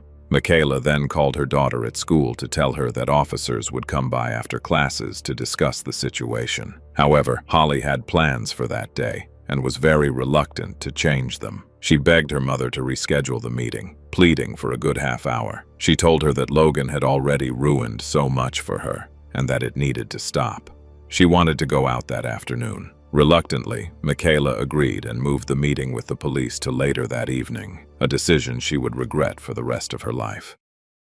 Because Logan wasn't waiting either, he began to act that very same day, setting his grim final plan into motion. Complaining of feeling unwell, he left school early, got on a bus, and traveled 30 kilometers to Holly's school. Logan didn't rush. He waited. He knew her schedule perfectly, the time it took her to get home from school, the route she usually took. He knew everything about her, and all he had to do now was wait for the perfect moment. Meanwhile, Holly felt uneasy. After Logan's unexpected visit to her home, she couldn't shake the thought that he might be waiting for her outside the school gates. So her friends left the school first and looked around, but there was no sign of her ex-boyfriend. Relieved, Holly then went out for a walk with her friends. Holly didn't want to change her plans because she had arranged to meet a new boy she liked, Alan Lawson. Together with him and a few friends, she headed to the town center of Hexham. There they wandered through shops, laughed, and enjoyed each other's company. In short, they behaved like ordinary teenagers. Eventually, Holly and Alan decided to stop by a pizzeria to grab something to eat, completely unaware of the danger quietly approaching them. While Alan was placing the order, Holly leaned against a bench at a bus stop near the pizzeria. For a brief moment, it seemed like the evening was going peacefully. Then, as if out of nowhere, Logan appeared. He approached Holly. Alan didn't know Logan personally, but when he overheard fragments of a conversation about a PlayStation, he realized who it was. Alan came closer to Holly but saw that she wasn't nervous, just annoyed by her ex-boyfriend's sudden appearance. She hadn't hidden the fact that she'd had problems with him, but from what Alan understood, she seemed more irritated by his persistence than afraid of him. Trying to help, Alan offered to take care of returning the PlayStation himself. He was even willing to pick it up from Holly and bring it to Logan. A kind gesture. But it's clear Logan wasn't really interested in the console. He couldn't stand seeing another boy next to Holly, and the idea clearly didn't please him. Logan then asked for a chance to speak with Holly alone for a moment. He behaved very calmly, no shouting, no demands, just a quiet request. Believing this might give them a chance to finally end things on a peaceful note, and sensing no danger, Alan turned and went into the pizzeria to collect the order. When Logan appeared near the pizzeria, he tried to make it seem as though running into Holly was nothing more than a coincidence. But in truth, there's nothing surprising about encountering someone you've been stalking for hours. After leaving school early, he went straight to Holly's school, easily tracked her down as she walked with her friends, and began following her every move. CCTV cameras captured him putting on a black snood after getting off the bus.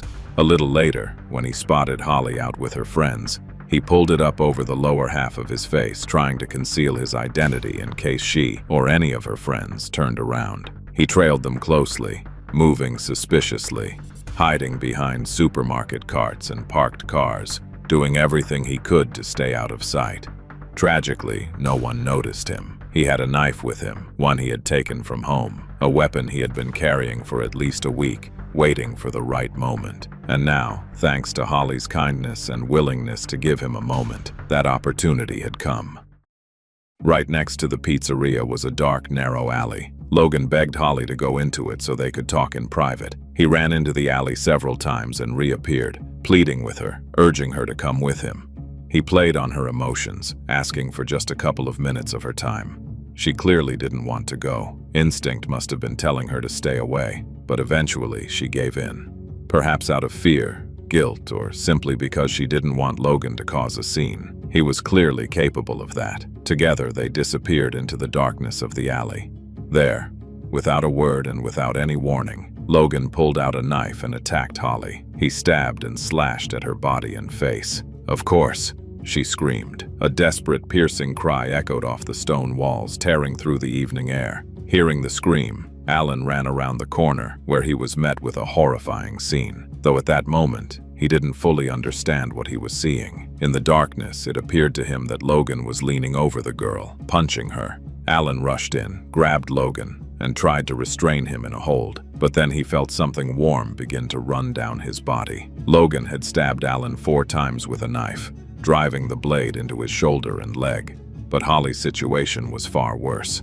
Logan continued stabbing her without stopping. She fought back as best she could, desperately trying to defend herself. But each attempt to protect herself was met with even more violent attacks and further blows. He struck so forcefully that the knife broke, leaving only about a centimeter of blade attached to the handle. Even then, he did not stop, continuing to attack her with what remained of the weapon. In just 1 minute, he inflicted 36 injuries, 12 deep stab wounds, 19 deep cuts, and 5 defensive wounds as Holly desperately tried to shield herself. He targeted her face, neck, and chest, and every blow was a grim confirmation of Logan's clear intent to kill her. Of course, the attacker didn't get far. Horrified bystanders reacted quickly, managing to detain him at the scene. They held him for several minutes until police rushed to the location. Logan was arrested. He was read his rights and told that anything he said could be used against him, but all he wanted to know was, is she dead? Holly was barely holding on to life. She was rapidly bleeding out from dozens of wounds, each of which could have been fatal on its own. At that time, Holly's mother, Michaela, was driving home with her husband and 2 younger children. Holly had called her just half an hour earlier to confirm what time she needed to be home. Her mother told her that police officers would be coming to their house around 8 p.m. Holly promised she wouldn't be late. Then she called again. Michaela answered, but it wasn't Holly on the line. A woman told her she had her daughter's phone.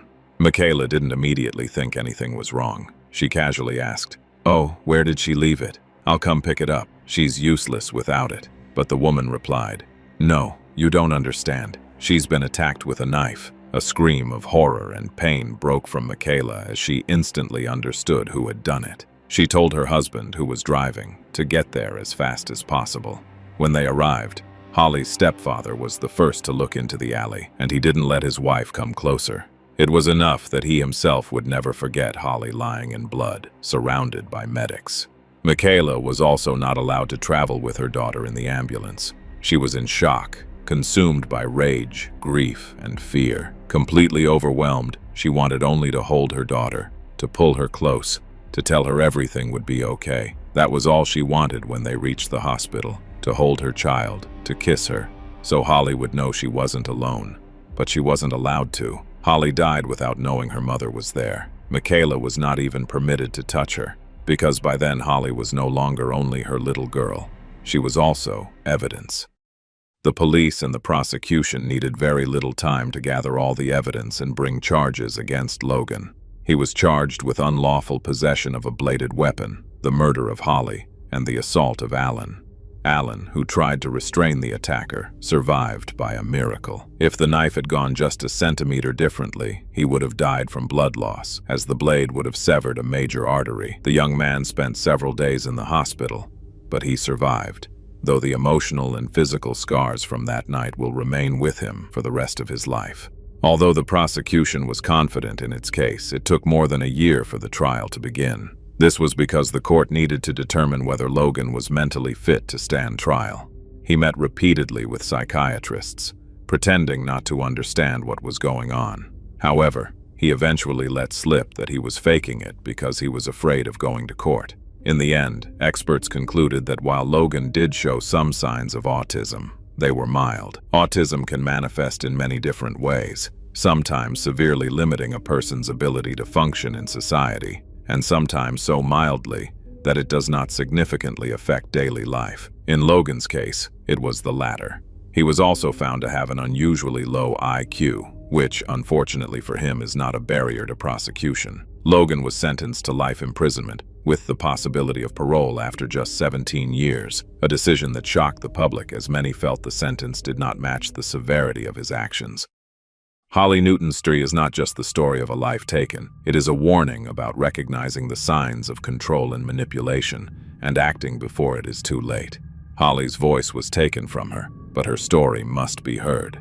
That is why her mother and stepfather are trying to push for a change in the age at which someone can be recognized as a victim of domestic abuse. Michaela believes her daughter experienced all the classic patterns of coercive control from Logan. But under UK law, only those aged 16 and over can be recognized as victims of domestic abuse. If the law were different, Holly and her family could have received a higher level of support and protection from the police. Schools could have taught students to recognize the signs of abuse, and Holly might have seen the danger coming sooner. Holly was only 15 years old, full of life, ideas, and dreams.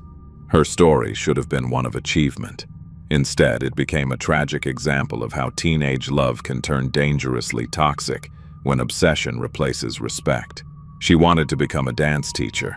She had so much ahead of her: new performances, finishing school, university, a family of her own, children, and all the pets she loved so much. Because of Logan MacPhail, not only did Holly lose her life, but her family lost a daughter, a sister, a little light that illuminated their home. Every morning, Holly's beloved cat Maxie still goes to her bedroom door and meows, waiting to be let in. But Holly is no longer there to open it.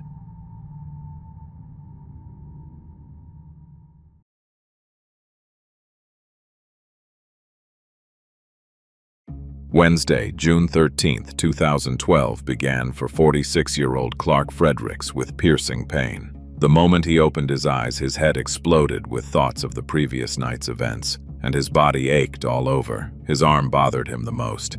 It had gone numb, and he couldn't feel his fingers. With difficulty, Clark got out of bed and poured himself a drink. It took 2 glasses of wine before he could begin to make sense of what was happening. Something, a movement or a sound, made him look out the window, where he saw half a dozen police cars lined up in front of his house. Officers were hiding behind every tree and bush, weapons at the ready. A voice, clearly amplified through a loudspeaker, called out, "Clark Fredericks, come out of the house with your hands visible." The violent scenes of the night came rushing back to him with double force. Having long since lost his sense of purpose in life, he was now preparing to lose what little remained of it. He drained his second glass of wine, searching at the bottom for the courage to do what he had already decided. Several hours before the police surrounded Clark Fredericks' home, his mother and sister were confronted with a nightmare they could never have imagined. Clark's older sister, Holly Celiano, spoke with their mother on the phone every day, and Wednesday, June 13th was no exception. But this time, instead of their usual pleasant chat, their mother shocked Holly with a confession. Holly's younger brother, Clark, had killed someone. Holly could hardly believe it, but her mother explained that she had woken up around 2 a.m. and found her son injured and agitated. He told her himself what had happened. In fact, he had wanted to say goodbye because he knew his life was over. After that, Clark swallowed a handful of pills and went to bed, trying to get some sleep. That early morning, he was asleep. Despite her shock, Holly understood that something had to be done. She turned to her lawyer friend, Diane, who said the first step was to send the police to the victim's house and find out whether he was still alive. Later that same day, around noon, Diane called the police and asked them to send officers to the home of a man living right on the edge of the town of Stillwater, New Jersey. As soon as the officers arrived and saw blood on the front door, it became clear that there was indeed cause for concern. Inside, in the living room, they found the body of a man. He appeared to be around 60 to 70 years old, lying on the floor in a pool of blood. It was obvious that he had been sitting in a chair watching television when the killer burst in. stabbed him multiple times in the chest, and slashed his throat so deeply that bone was visible. One officer leaned in to look at the man's face and immediately recognized him. He was one of their own. A Vietnam War veteran, 68-year-old Dennis Pegg had worked in corrections. He had retired after 28 years with the sheriff's office but continued to serve as a firearms instructor for Sussex and Morris counties. All law enforcement officers had to recertify through him. The deceased had never married and had no children, dedicating all his time to the community. He was a Boy Scout leader, worked with young cadets, future police officers, and contributed greatly to the Stillwater Historical Society. He helped former inmates after their release by offering them shelter and guidance. In addition, because his home was located along a popular hiking trail in the Appalachian Mountains, he often helped hikers. But instead of merely offering water and protein bars, he invited them in, allowed them to shower, and rest. Needless to say, Dennis was considered a kind, generous, and compassionate man in the town. And yet, someone had brutally murdered him. This was no robbery. Nothing was missing. Nothing had been disturbed. No drawers opened. But there was one striking detail. A bloody shoe print that seemed out of place, almost out of context. There were many footprints, of course, but all were concentrated around the victim, except one. Right at the entrance to the bedroom, as if the killer had approached the doorway, taken a single step inside, and gone no further. What was he doing there? The detectives did not yet know, but they understood one thing. Whoever committed this crime had known the victim, harbored deep anger toward him, came specifically for him, and left behind a long trail of evidence. It turned out that it was the lawyer's call that had directed the police to the victim's house. Now investigators called Diane back, asking her to explain what she knew. Of course, she had to tell the truth, and she did. Thus, just a few hours after the body was discovered, the police surrounded the house in Stillwater where Clark lived with his mother. Located on the edge of Sussex County, the quiet little town of Stillwater is the complete opposite of what many people imagine when they think of New Jersey. In reality, much of the state is covered with forests and even rural areas, and Stillwater is one of them. A peaceful small town where everyone has known each other for years, and crime is virtually non-existent. It was here that Clark Fredericks was born into a wonderful, loving family. During his childhood in the 1970s, once a child learned how to ride a bike, parents would send them outside to play and tell them not to come back home until dinner. Of course, Clark's parents loved him dearly, just as they did his older brother and sister. There were simply no mobile phones or tablets back then, so children's main entertainment was active outdoor play. Clark and his peers often spent time by the lake where there were basketball and football courts, and where they could swim or go fishing. It was a carefree, happy time. Dennis Pegg would often join them. He had no children of his own, but he was a Boy Scout leader and worked with cadets, so no one questioned why he spent so much time with teenagers rather than with people his own age. In vain.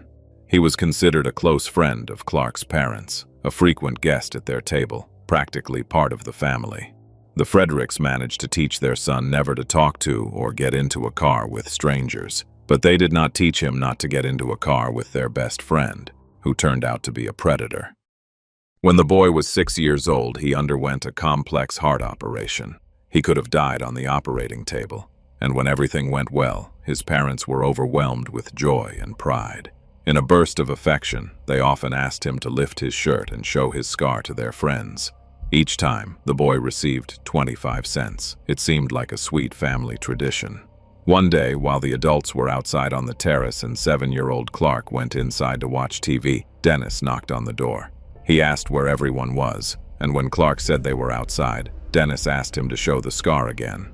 Clark adored Dennis, loved him almost like a father, and happily agreed. Dennis said he would give him $1 if he could touch the scar. Clark agreed again. That day, Dennis did not go any further, but he asked the boy to keep it a secret. Unfortunately, it turned out that Clark was very good at keeping secrets, and Dennis began to give more and more attention to his young friend. He acted cautiously so as not to draw attention, but persistently because, as it turned out, he had plenty of experience in this kind of hunting. At Dennis's suggestion, Clark first tried beer at a young age. After that, Dennis occasionally gave him drinks, making sure it would not be noticed at home. Over time, Clark was also exposed to troubling materials that he did not fully understand at the time and would only reflect on years later. When the boy was 10, Dennis would sometimes initiate wrestling with Clark, presenting it as a game, where somehow the boy would defeat the much larger man.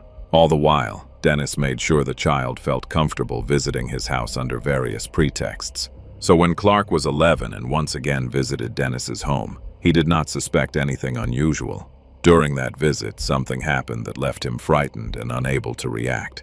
Afterward, Dennis behaved as if nothing had occurred, offered him another drink and told him to keep it to himself. The boy desperately tried to erase the incident from his memory, and he almost succeeded. The fact was he could go months without seeing Dennis if he wanted, and that suited him just fine. So about a year later, Dennis had to invent an elaborate story to lure him back. And what a story it was. He had no shortage of imagination.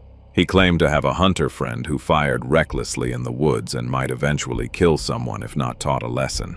So Dennis proposed that the next time this friend went hunting and fired a shot, Clark would hide nearby and pretend to be hit, groaning and gasping as if he were dying. But to make it convincing, Clark needed to practice. Reluctantly, the boy agreed to go to Dennis's house to rehearse. Dennis again gave him brandy, saying it would help him relax. Then, suddenly, he pinned him down and assaulted him, whispering in his ear, "Just a minute more, just a little longer." People sometimes feel lonely, but in that moment, Clark felt like the only person on the entire planet. He cried and screamed, but no one heard him. No one came to help. The only one who heard his cries was Dennis's coonhound. These dogs are known for their loud, drawn-out howls, and it began to howl in response to the boy's sobbing. When it was over, Dennis sat Clark down on a chair in the kitchen and gave him more beer. Then he went and brought in his dog. He wanted the boy to see her, and to see what would happen to him if he ever spoke about what had occurred. Dennis began beating the dog with his fists for howling. The boy screamed, begged him to stop.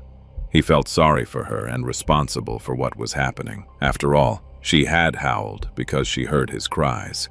Incredibly, this felt worse to him than the abuse itself. Finally, Dennis put the teenager in the car and dropped him off by the lake, once again warning him not to tell anyone a word.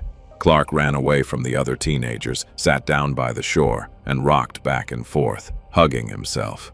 He told himself he would never speak about it, because to talk about it would mean reliving it, and that was something he could not bear. From that moment, Clark's life began to unravel. Despite being a very intelligent young man who graduated with honors from Northeastern University in Boston, Massachusetts, this did not save him from making poor choices. Alcohol, drugs, and even gambling. Clark fell victim to every kind of addiction. He found work on Wall Street but eventually quit. He sabotaged his own career, unable to stay in one profession or in a stable relationship. In college, he met a wonderful woman named Lisa. Clark knew that she was the love of his life, but when she began talking about their future together after graduation, he abruptly told her, without explanation, that marriage and children were not for him. To him, staying in one job or in a committed relationship felt like being trapped, and he could not allow that, because he had once been trapped in his abuser's lair. Losing Lisa meant losing the last anchor holding him in place. He spiraled into depression, despair, and addiction, unable to find his place in life.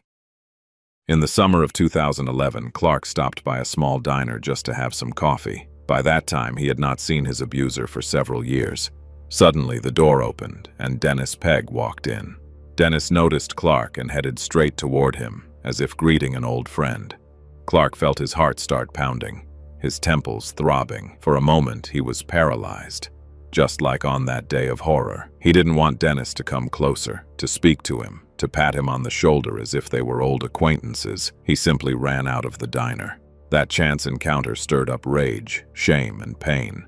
All the emotions Clark had suppressed for more than 30 years. But what struck him most was that a boy of about 12 to 14 years old was following Dennis, and he was calling him by the same nickname Clark once used. Clark realized Dennis had not changed, had not stopped hunting. He understood that no one would ever stop him, and the rage that had been building inside him for years was ready to erupt. On June 12, 2012, Clark's friend Bob Reynolds came by his house bringing some tools. The two men sat down, and Clark casually mentioned a man he had once planned to do business with, someone who had cheated him out of $50,000. Nodding, Bob said, "That guy must be number one on your blacklist?" Before Clark could stop himself, as he always had, he replied, "No, he's number two. Number one is the bastard who abused me when I was a child." Just like that, he confessed something he had kept silent about for more than 30 years. He hadn't told his parents or the woman he loved, but that encounter in the diner 10 months earlier had affected him so deeply that he couldn't stop thinking about his abuser. He was depressed, exhausted, and for the first time he said it out loud. Bob then asked, "Who is he? Where does he live?" Clark replied that he was probably still living in the same house where everything had happened. "Let's go to him," Bob said, just like that. No plan. They got into the car and drove off. But before leaving, Clark grabbed a knife. Ironically, it was a knife Dennis had once taught him to sharpen as a young Boy Scout. He had even given him a whetstone as a Christmas gift. Clark had always kept that knife very sharp. When they arrived, they parked. Clark ran up to the window, looked inside, and saw Dennis Pegg watching television. The outer door was unlocked, but the inner door was closed.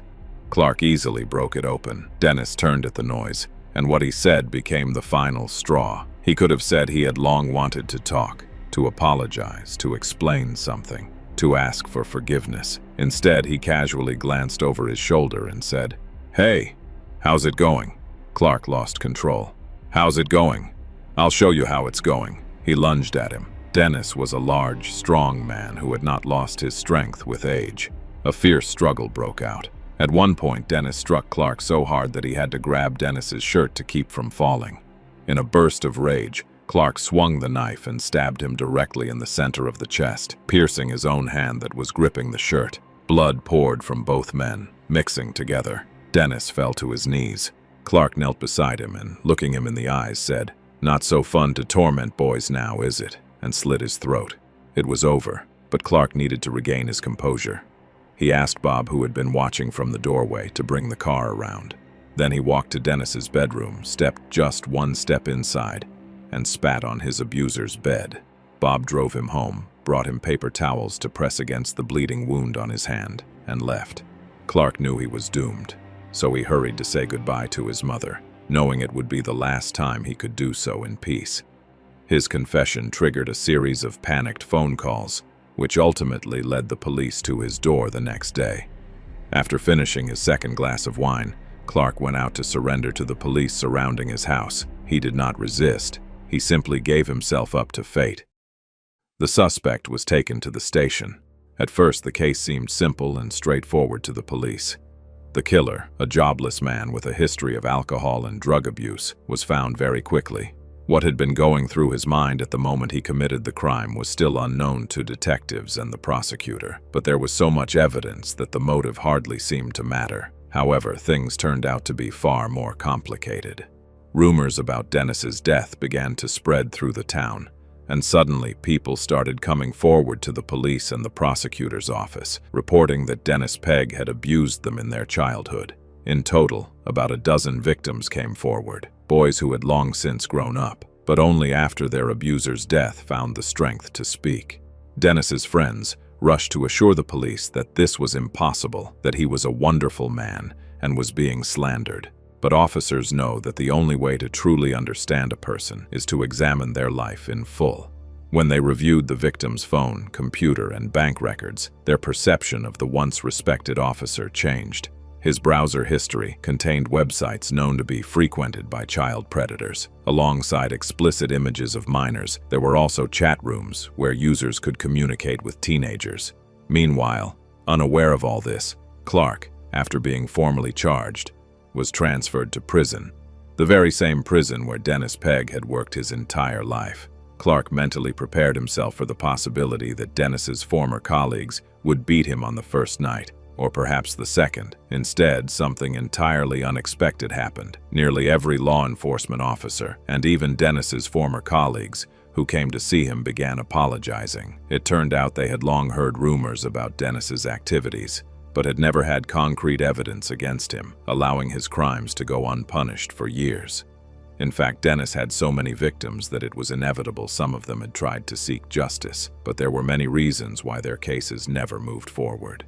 In the early 1980s, for example, there were instances where mothers brought their sons to the police, only for the fathers to withdraw the complaints the next day, fearing their children would be stigmatized. Rumors also circulated that Dennis, who worked at the prison, would take young men home after their release, supposedly to guide them onto the right path, only to assault them in the middle of the night. Some managed to escape, running from his house and drawing the attention of local residents. Although there was no solid evidence, the rumors even reached Clark's father. This was about a year after the abuse had begun. He sat Clark down and said he didn't believe the rumors but felt he had to ask. Had Dennis ever touched him? Clark replied, "No, Dad, he never touched me." It was an answer he would regret for the rest of his life. There was another incident. A waitress at a cafe, where Clark's father had once stopped, directly told him that Dennis had done the same to her son, Clark's classmate, and that they had filed a police report. Once again, Clark's father came home, sat him down, and promised, "Before you answer, you need to know. You will never have to speak to the police. Everything you say will stay in this room. I'll handle it myself. Has Dennis ever touched you?" This time, Clark still didn't confess, because he realized his father might go and kill or seriously harm Dennis. He couldn't live with that, so he said, "No, Dad, he didn't." But Clark was certain Dennis would be arrested any day, since his classmate had told his mother and they had gone to the police. He waited and waited, but no arrest came. Much later, he learned why. The waitress, the boy's mother, often worked night shifts alone in the cafe. Dennis would come in during those nights, sit with her, and threaten to kill both her and her son if they didn't withdraw the complaint. They withdrew it. Only now, only after Dennis was dead, did about a dozen other victims come forward telling nearly identical stories. The exact number of his victims will likely never be known, but it is clear there were many. At some point, Clark realized that his older brother had also fallen victim to the predatory Boy Scout leader, along with many other boys in the town. But they had been frightened, ashamed, and silent, and Dennis had enjoyed his impunity for far too long. Fear and shame had kept Clark silent for more than 30 years. But now his story had come to light, and his loved ones finally understood why he drank and took handfuls of pills. He had simply been trying to numb the pain and escape from everything. However, neither the prosecution nor Clark's defense attorney now knew how to handle the case. Could the truth serve as a justification for Clark in court? On the other hand, would that be right? After all, he had still committed a murder. His motive called into question the very nature of justice itself. Could the sins of one man justify the crime of another? Unexpectedly, the prosecution and the defense began working together. The prosecution requested that a forensic psychiatrist examine Clark. The conclusion was that he had committed the crime in a state of temporary insanity, a crime of passion. Although Dennis had abused him many years earlier, the psychiatrist determined that the encounter at the diner, when Clark saw another boy with his abuser, along with other incidents, had triggered an overwhelming emotional state from which he had no chance to calm down. If the psychiatrist had not found that Clark met the criteria for such a state, he would have faced a sentence ranging from 30 years to life in prison. But now, the prosecution offered him a plea deal. In 2015, he pleaded guilty to second-degree manslaughter and could expect a sentence of 5 to 10 years. On December 10, 2015, he appeared in court. His lawyer whispered that the judge would likely play it safe and sentence him to 10 years. However, the judge surprised everyone. He hinted that he would have preferred to release the defendant but needed to send a message to deter others from taking justice into their own hands. The sentence, 5 years, taking into account the time Clark had already served. He had about a year and a half left to spend in prison. 6 months later, his friend Bob Reynolds was sentenced to 3.5 years for his role in the crime. In total, Clark spent 4.5 years in prison and was released on December 30th, 2016. A remarkable New Year's gift for his family. After his release, he joined activists advocating for changes to the statute of limitations for child abuse victims. Previously, in the state of New Jersey, victims had to report such crimes by the age of 20, otherwise the law could no longer help them. But very few people are ready to speak about such trauma at that age. Thanks to Clark and other activists, victims now have until the age of 55. This marked a significant breakthrough in the state's legislation. Clark came to understand that his mistake had been keeping the truth inside. He began speaking openly about what had happened, helping many other survivors in the process. He seemed to find a new sense of purpose in life, but did prison truly change him? His sister believes it saved his life, and Clark agrees. He left behind his addictions, launched the podcast Free Like Me, wrote the book Scarred, which tells the story of his long journey from trauma to healing, and now speaks to large audience, sharing his experience. And finally, the cherry on top. Remember Lisa, the woman Clark met in college and knew was the love of his life. After his release, when he was finally able to speak openly about his past, he reached out to her through social media. They met, talked, and have been together ever since.